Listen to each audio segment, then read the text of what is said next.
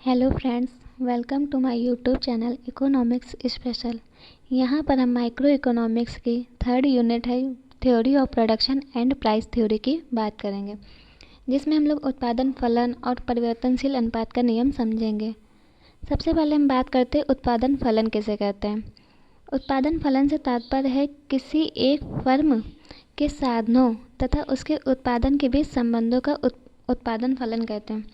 किसी एक फर्म के साधनों से मतलब है जब भी कोई व्यक्ति एंटरप्रेन्योर करेगा, अपना बिजनेस या उत्पादन करेगा, तो उसको मुख्य रूप से 4 साधन चाहिए होते हैं जिसकी वजह से वो अपना उत्पादन आगे बढ़ा सकता है।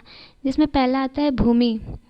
भूमि तो मस्ट ही है, क्योंकि कोई भी जब प्रोडक्शन किया जाएगा तो उसके लिए भूमि आवश्यक है।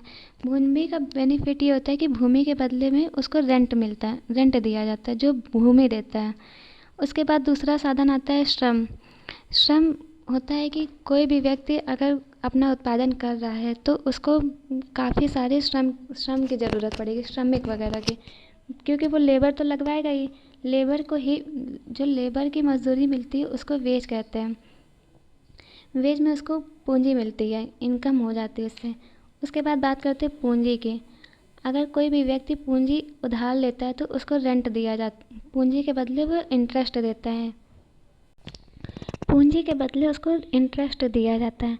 अगर हम बैंक से लोन लेते हैं तो उसके बदले में हमको ब्याज देना पड़ता है, या बैंक से लोन ले या फिर किसी ऐसे पर्सन से जो अपनी पूंजी जो हमें उधार देता है उसके बदले में वो अपना इंटरेस्ट लेता है। उसके बाद बात करते हैं उद्यमी।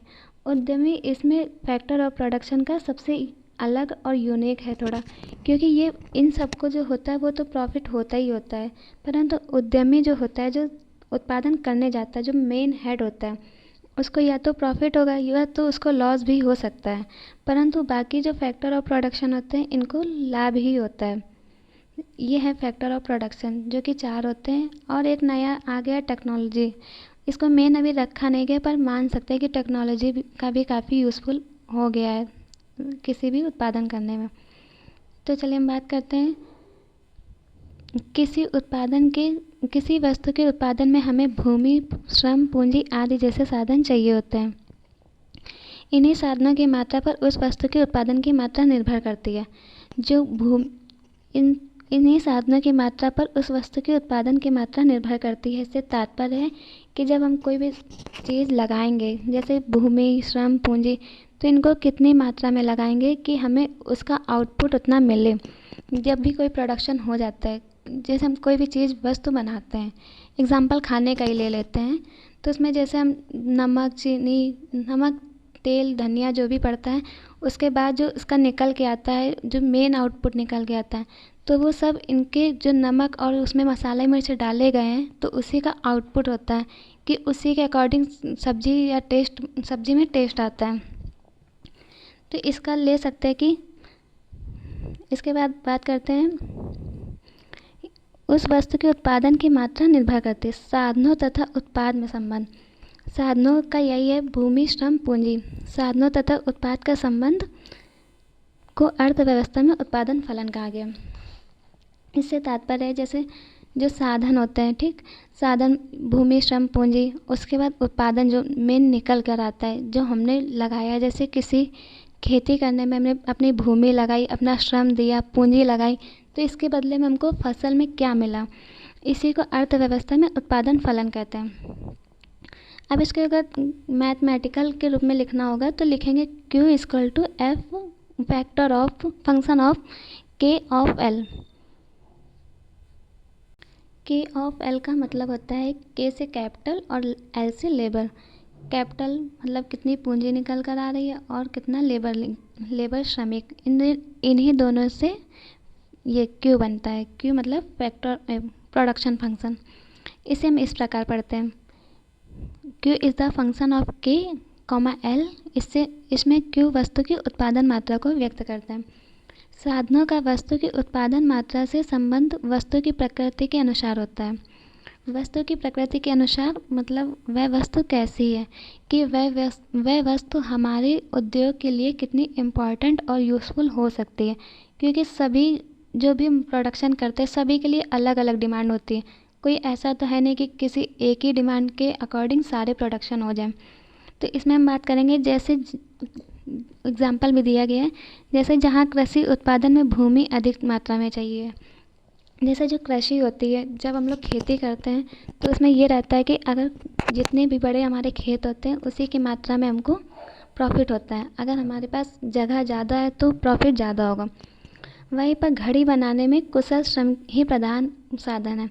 कुशल श्रम का मतलब होता है जब कोई भी श्रमिक होता है वो एक टाइम तक श्रम अपना लेबर करता रहता है, अपना कार्य करता रहता है, बहुत टाइम बाद वो कुशल हो जाता है, एकदम स्किल्ड हो जाता है कि वह अपने कार्य में एकदम बेस्ट हो गया। तो जो घड़ी बनाने में होता है वहाँ कुशल श्रम ही प्रधान साधन है। प्रधान साधन मतलब मेन साधन।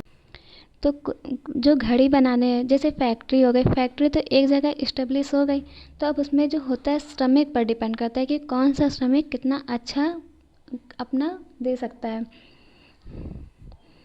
किसी वस्तु के उत्पादन साधनों की मात्रा के अतिरिक्त उत्पादन की तकनीकी पर भी निर्भर करता है। उत्पादन की तकनीकी की वो कितनी अच्छी क्वालिटी का है। साधन किसी मात्रा में भी क्यों न हो, पर यदि उत्पादन की उत्कृष्टता तकनीकी अपनाई जाए तो उत्पादन मात्रा बढ़ जाएगी। मतलब अगर उत्पादन की तकनीकी पुरानी है तो फिर इतना फ़ायदा नहीं होगा। जैसे खेती जब करते हैं, जैसे पहले जब करते थे तो अलग तरीके से सिंचाई की जाती है, परंतु अब थोड़ा आसान हो गया। तो जब आसान हो गया तो मीन्स टेक्नोलॉजी बढ़ गई है और इसी वजह से उत्पादन मात्रा भी बढ़ जाती है।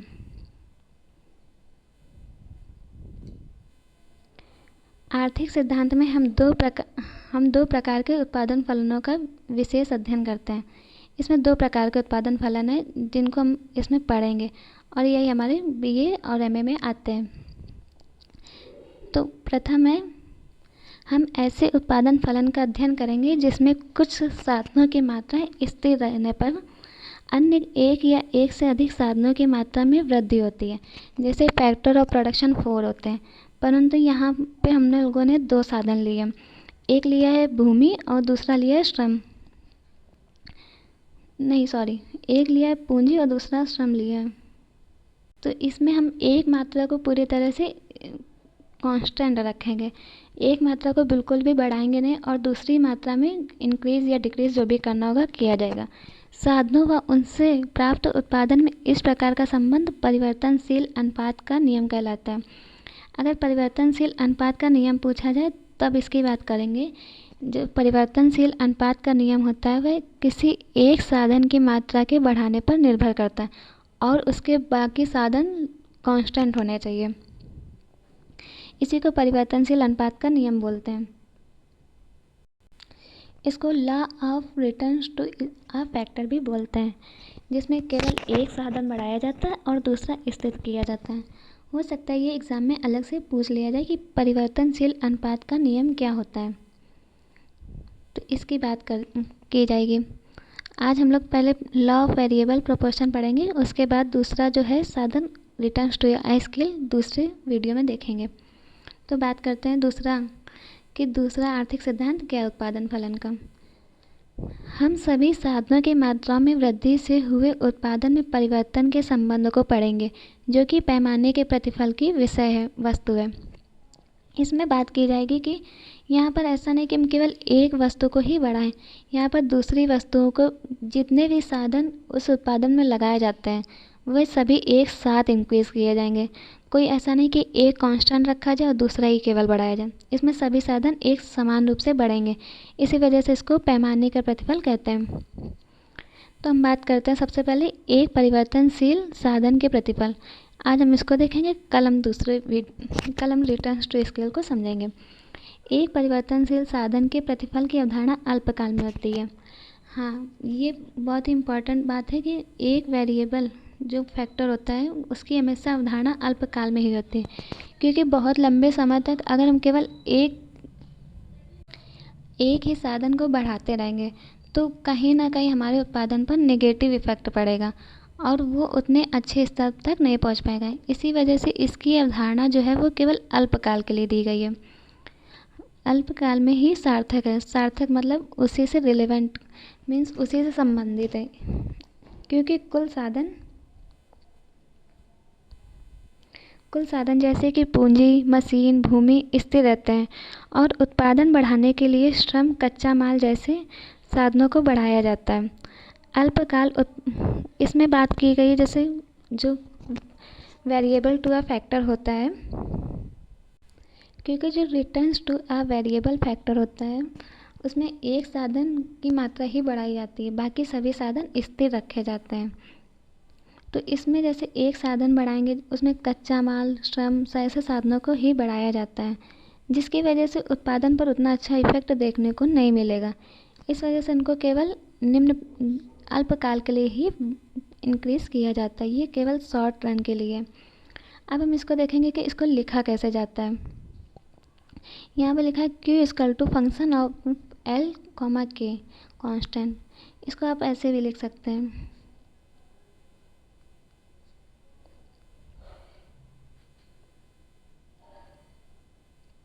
ये K के ऊपर बार लगा दिया जाता है, जहाँ पर Q उत्पादन की मात्रा है, L श्रम की प्रयोग की गई मात्रा है। श्रम की प्रयोग की गई मात्रा है, Q जो है वो उत्पादन की मात्रा ही है जो आउटपुट हमारा निकल कर आएगा, मेन जो प्रोडक्शन रेडी होगा। उसके बाद K कांस्टेंट, K बार जो है वो पूंजी की स्थिर मात्रा को दर्शाता है। ये जो बार है ये शो करता है कि पूंजी की मात्रा में कोई भी परिवर्तन नहीं किया जा रहा, वो कांस्टेंट ही है। अतः उपयुक्त फलन यह बताता है कि पूंजी की मात्रा स्थिर रहते हुए श्रम का अधिक प्रयोग करने से वस्तु की उत्पादन मात्रा पर क्या प्रभाव पड़ेगा। वस्तु की उत्पादन मात्रा हो सकता है वो बढ़े भी और हो सकता है कि वो घटे भी, या तो कभी कभी ऐसा होता है कि कोई भी इफेक्ट नहीं पड़ता, न्यूट्रल हो जाता है वो।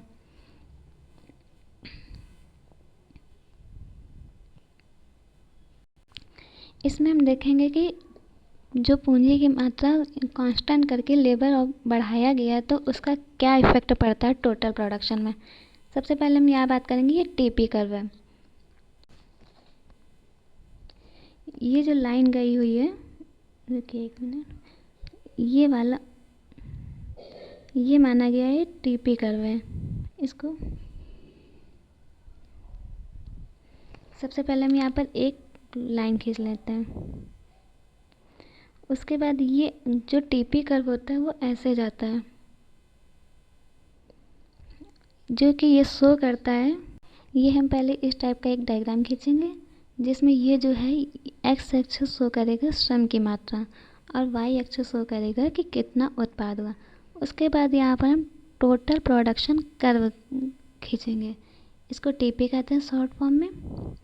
तो यहाँ से हम देखेंगे कि जो पहले जब हम श्रम की मात्रा बढ़ाते हैं, जैसे मानिए यहाँ पे श्रम की मात्रा, जब यहाँ पर श्रम की मात्रा थी तो इसमें हम देखेंगे कि कितना प्रोडक्शन हो रहा है।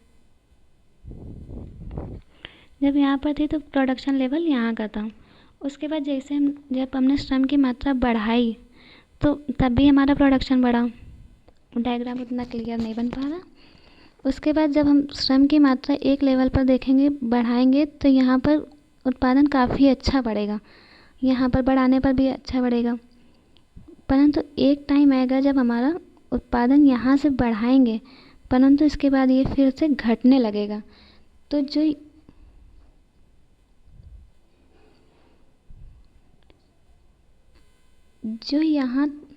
यहाँ तक बढ़ा हुआ है, पहले हम देखेंगे कि ये धीरे धीरे बढ़ रहा है।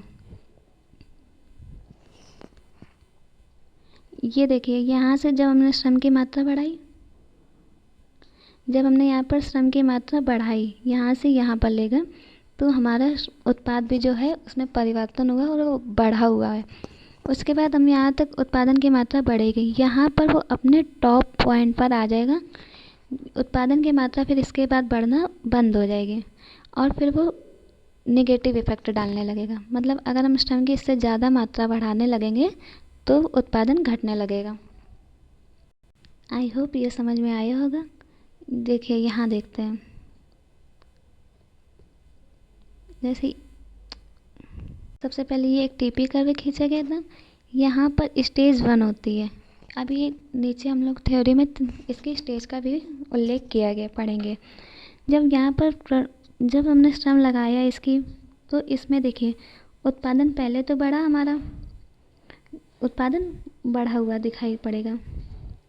ये देखिए यहाँ तक उत्पादन बढ़ता है। उसके बाद जब वो अपने मेन पॉइंट पर आ जाता है, यहाँ उनकी सेकंड स्टेज होती है जब हम श्रम बढ़ाते रहते हैं।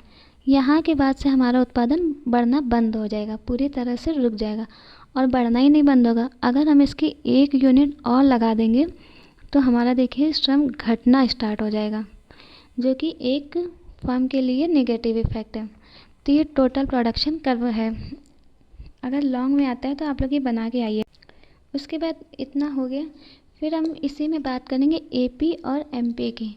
सबसे पहले हम देखते हैं कि एपी कर्व की। एपी क्या होता है?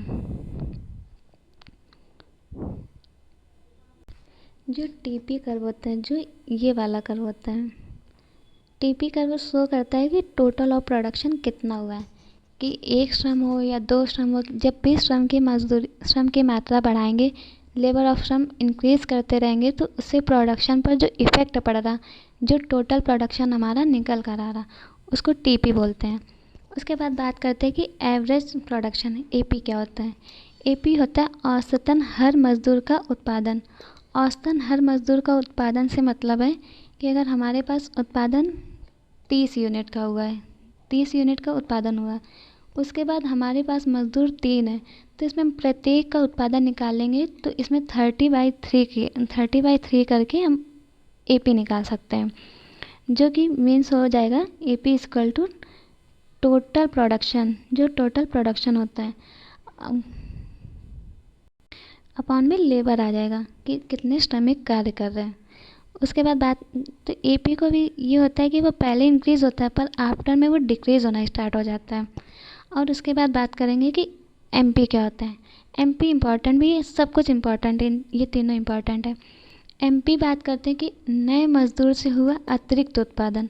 जैसे जब हम श्रम की मात्रा बढ़ाएंगे, 1 के बाद 2 किया, 2 के बाद 3 किया, तो ये जो 1 से 2 करने पर जो हमारे प्रोडक्शन पर डिफरेंट आता है, जैसे पहले प्रोडक्शन 30 का हुआ, उसके बाद 50 का हुआ, तो यहाँ पर हमने जो लेबर ऑफ यूनिट लगाई है वो तो केवल 1 लगाई है, 2 - 1 मीन्स 1। उसके बाद जो प्रोडक्शन हमारा निकल कर आएगा वो 50 - 30 मीन्स 20। तो यहाँ पर हम कह सकते हैं कि जो एक व्यक्ति अतिरिक्त इकाई लगाई गई है लेबर की, उससे हमारे प्रोडक्शन पर 20 यूनिट का इफेक्ट पड़ रहा है। तो इसको कहते हैं मार्जिनल प्रोडक्शन मीन्स सीमांत उत्पादकता। तो यहाँ पर वेरिएबल फैक्टर में एमपी और एपी सबकी बात की गई है। तो इसके बाद हम देखेंगे कि एमपी का डायग्राम, एमपी और एपी किस तरह से प्रभाव डालते हैं, मतलब उन पर एक श्रम की यूनिट बढ़ाने से क्या इफेक्ट पड़ता है। तो यहाँ पर बात करेंगे एपी और एमपी एक ही डायग्राम के थ्रू समझ सकते हैं।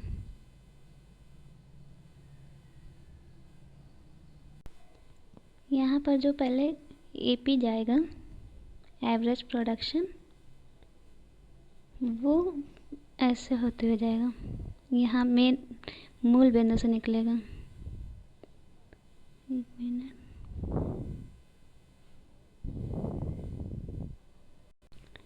यहाँ पर जो ये लाइन गई है ये एपी है और ये वाला एमपी है, जो ये भी शो कर रहा है। और यहाँ पर निवेश प्रति इकाई उत्पादन है वाई अक्ष पर। इसमें देखिए जो सीमांत भौतिक उत्पादन है, जो ये वाली लाइन है, एक मिनट, ये पहले स्टार्टिंग में जब हम श्रम की यूनिट बढ़ाएंगे तब ये भी बढ़ेगा और बहुत तेज़ी से बढ़ेगा कंपेयर टू एपी, बट एक टाइम के बाद उसकी बढ़ने की लिमिट समाप्त हो जाएगी, उसके बाद वो घटना स्टार्ट करेगा और एमपी जो होता है वो ऋणात्मक में भी चला जाता है।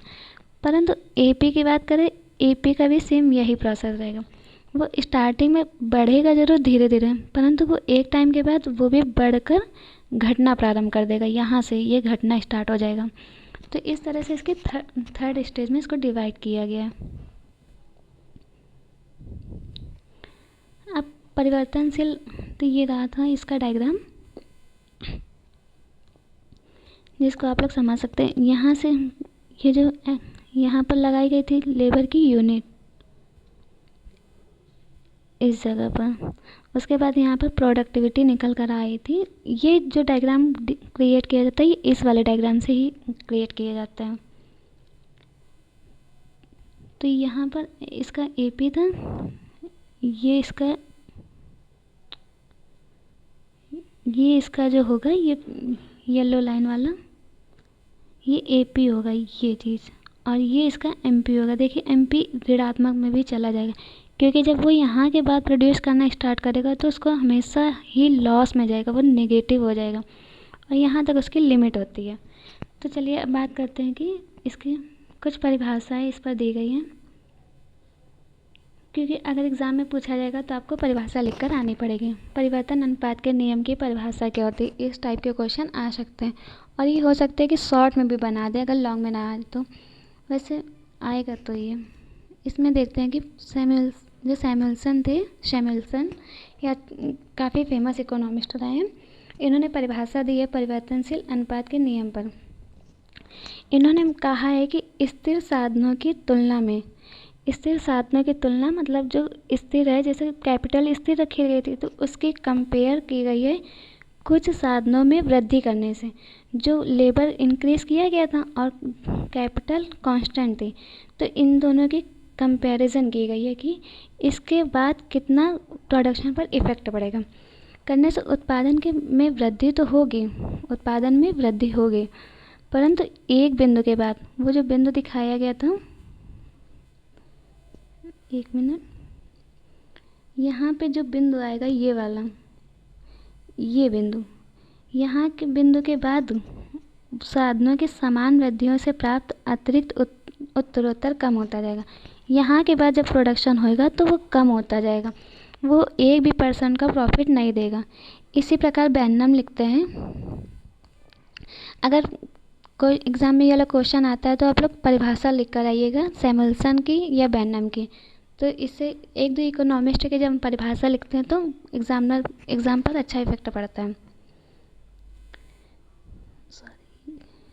बेनम लिखते हैं जब किसी साधनों के उपयोग के संयोग में एक नए साधन का अनुपात, जैसे दो साधन लिए गए थे कैपिटल और लेबर, तो साधनों के संयोग, ये दोनों का कॉम्बिनेशन के एक नए साधन का अनुपात बढ़ाया जाता है। इसमें इसको कांस्टेंट रखकर इसको इंक्रीज़ किया जाएगा, लेबर को बढ़ाया जाता है। तो एक सीमा के पश्चात, जो मेन पॉइंट था जहाँ से टीपी ने घटना स्टार्ट किया था, तो यहाँ तक तो उसमें बताई गई एक सीमा के पश्चात, एक सीमा के बाद पहले उस साधन का सीमांत उत्पादन और फिर औसत उत्पादन घटेगा। इन्होंने सीमांत उत्पादन और औसत उत्पादन की बात की गई, जो यहाँ ये टीपी था ये, और यहाँ से एमपी निकल कर जाएगा और ये हो जाएगी एपी, ये वाला एपी है और ये एमपी है। तो सीमांत उत्पादन और औसत उत्पादन घटने लगेगा एक सीमा के पश्चात। यहाँ पर ये देखिए ये एपी था, ये पहले बढ़ा उसके बाद घटना प्रारंभ कर दिया। तो इसमें बताया है कि पहले तो उस सीमांत उत्पादन और फिर औसत उत्पादन घटने लगेंगे एक टाइम के बाद। पहले सीमांत उत्पादन घटेगा, उसके बाद औसत उत्पादन घटने लगेगा। इन लोगों का कुल मिलाकर कहना ये था कि अगर हम किसी एक श्रम को कांस्टेंट रखेंगे और दूसरा बढ़ाते रहेंगे तो एक टाइम बाद तो हमें प्रॉफिट होगा, परंतु एक लिमिट के बाद हमारा प्रॉफिट होना बंद हो जाएगा और वो हमें नेगेटिव इफेक्ट की तरफ लेके जाएगा। इसमें इन्होंने बात की है परिवर्तनशील अनुपात के नियम की 3 अवस्थाओं की। इसमें 3 अवस्थाएं पाई जाती है परिवर्तनशील अनुपात के नियम में। जो प्रथम अवस्था होती है उसमें पहले बताएंगे कि बढ़ता हुआ बढ़ते अथवा वर्धमान प्रतिफल प्राप्त होते हैं। मतलब है कि जब हम श्रम बढ़ाएंगे तो हमें जो रिटर्न्स में मिलेंगे, जो आउटपुट होगा वो भी बढ़ा हुआ मिलेगा। उसके बाद जब हम बात करेंगे द्वितीय अवस्था की, जो दूसरा स्टेज आता है, जो पॉइंट स्टेज 1, यहाँ पर 1 होती है, यहाँ पर 2 होती है, यहाँ पर 3rd आ जाती है, जिसमें घटते अथवा ह्रासमान प्रतिफल प्राप्त होंगे। जो यहाँ पर आ जाएगा उसके बाद हमें घटते हुए प्रतिफल प्राप्त हो जाएंगे, और जो नीचे आ जाएगा जब, तो उसमें हमें ऋणात्मक प्रतिफल प्राप्त होते हैं, जो तृतीय अवस्था होती है। तो इसमें सीधा सा मतलब है कि पहले हमारा जो प्रॉफिट होगा वो बढ़ेगा, उसके बाद वो हमें ह्रासमान प्रतिफल का तात्पर्य होता है कि अगर हम अगर हमें किसी वस्तु से अच्छी खासी यूटिलिटी मिल रही है, यूटिलिटी मतलब संतुष्टि, तो हमें एक टाइम के बाद उस वस्तु से संतुष्टि मिलना कम हो जाएगा और लास्ट में वो हमें ऋणात्मक इफ़ेक्ट देने लगेगा। जॉन रॉबिन्सन लिखती हैं इस बात पर, ह्रासमान प्रतिफल का नियम वास्तव में यह बताता है, क्योंकि काफ़ी लोगों में यह था कि ये ह्रासमान प्रतिफल का नियम है, एक मिनट, जो परिवर्तनशील अनुपात का नियम है वो ह्रासमान प्रतिफल ही है। नियम वास्तव में यह बताता है कि एक बार उत्पादन साधन की दूसरे साधन से प्रतिस्थापन कर सकने की एक सीमा होती है। जैसे इन्होंने यहाँ पर पूंजी का जो प्रतिस्थापन किया था वो श्रम के द्वारा किया था, परंतु ह्रासमान प्रतिफल बताता है कि इसकी एक लिमिट होती है, कि बस हम उस स्टेज तक ही किसी वस्तु को दूसरे के द्वारा स्थानापन्न किया जा सकता है, सब्स्टिट्यूट किया जा सकता है। उसके बाद इसमें उपरोक्त नियम का सबसे प्रचलित नाम ह्रासमान प्रतिफल का नियम है। इसे ह्रासमान सीमांत भौतिक उत्पादकता का नियम भी कहा जाता है, परंतु ये दोनों नाम पूरी तरह से सही नहीं है। यह नियम या तो परिवर्तनशील अनुपात के नियम की ऊपर बताई गई केवल द्वितीय अवस्था की बात करते हैं, क्योंकि यहाँ पे जो टीपी वक्र होता है ये पूरा परिवर्तनशील अनुपात की बात करता है कि एक फैक्टर के बढ़ने पर क्या क्या इफेक्ट पड़े, परंतु जो ह्रासमान प्रतिफल होता है वो केवल यहाँ पे जो वस्तु से सब्स्टिट्यूट किया जा रहा है उससे एक लिमिट तक ही प्रॉफिट होगा, ये बात उस ह्रासमान प्रतिफल में की जाती है। इसमें बताते परिवर्तनशील अनुपात अथवा घटते प्रतिफल के नियम की आवश्यकता है। हाँ, इसमें ये जो परिवर्तनशील अनुपात है ये केवल तभी लागू होगा जब कुछ शर्तों का पालन किया जाएगा, जिसमें से पहली शर्त है टेक्नोलॉजी समान एवं अपरिवर्तित रहे।